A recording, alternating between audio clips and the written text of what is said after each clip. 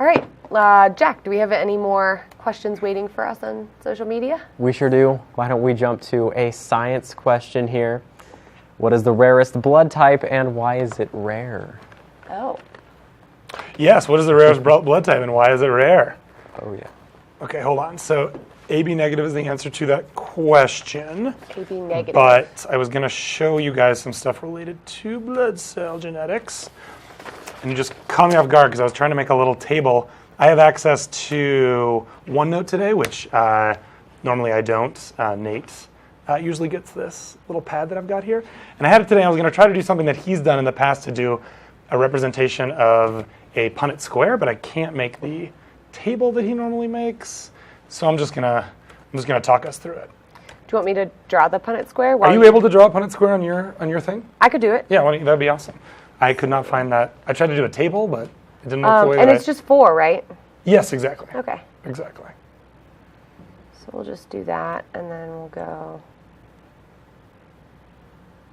It's a little bit uneven, but for the most part. Okay, so I'll just go over some basic stuff about blood types really quickly, cool. And then we'll jump to that. So I did want to talk just briefly about sort of genetics and how we think about blood type. And blood type is a really common example in a biology class that's used to sort of explain genetics. And blood type is also really interesting because it is important that you know your blood type, or that doctors know your blood type, because if you get the wrong blood type, your body can react to it, essentially attack it like as if it's some sort of a toxin or a virus or a bacteria, some sort of an invader. And you don't want that to happen. If you need to get a blood transfusion, you want that blood to sort of be welcome by your body, I guess I would say.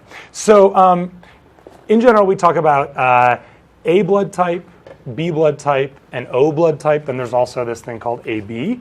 There's a lot that we could get into here, but I'll try to keep it sort of simple. So if you have an A blood type, that means that your blood, your red blood cells, have essentially little pieces on them that are called A antigens. And if you have a B blood type, you have little pieces on them that are called B antigens.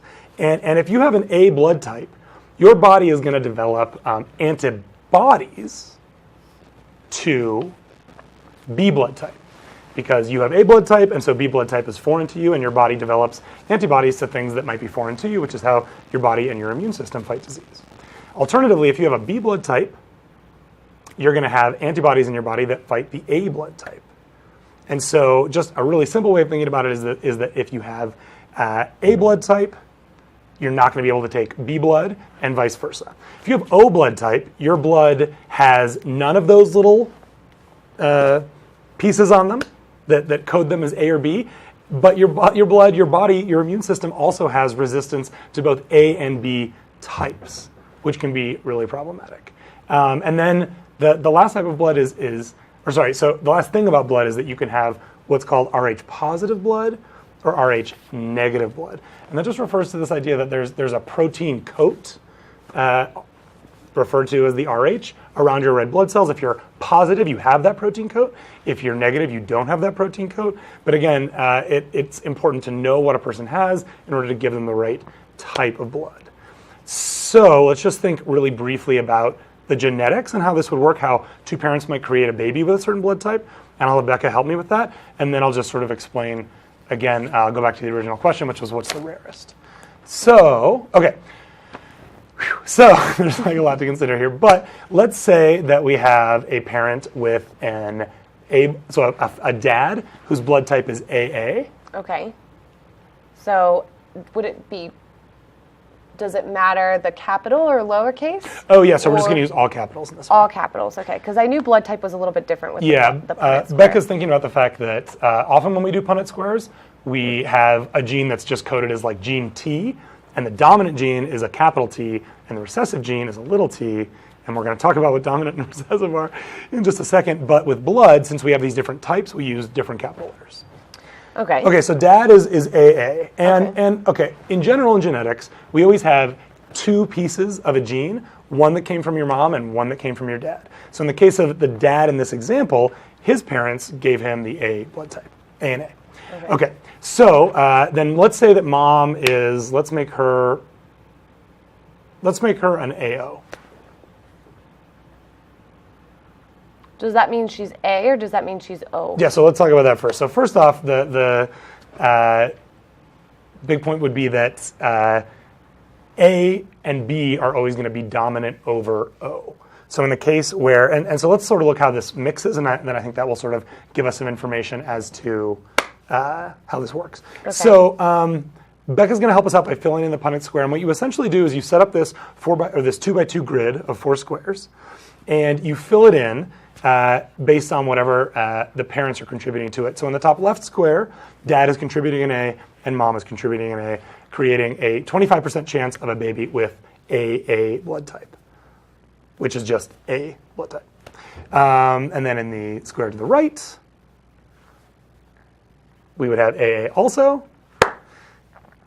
And then in the squares below, the 2 bottom squares, Mom is contributing O blood type, and Dad is going to contribute A blood type.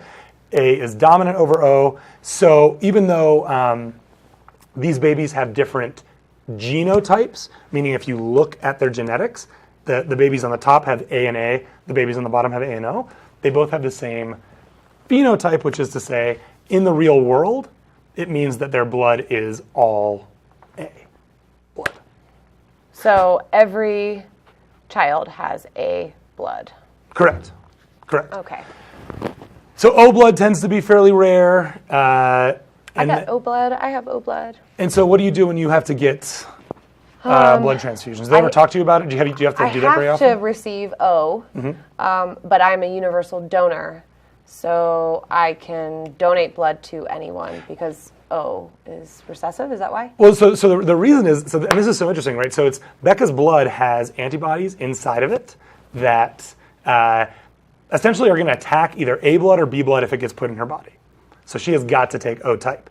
But her blood itself, I mentioned at the beginning that A blood has these little pieces on the outside of it called antigens that code it as A type blood. B blood cells have these little pieces that code them as B type blood. But O blood has none of those little pieces. So even though your body developed the antibodies to fight the other 2 types, your blood has no particular code on the outside of it, so it's accepted by any of these other. So my blood is nice. It's not harmul to really anyone nice. else. It's really nice, but your body is not like so other nice blood. to other kinds of blood.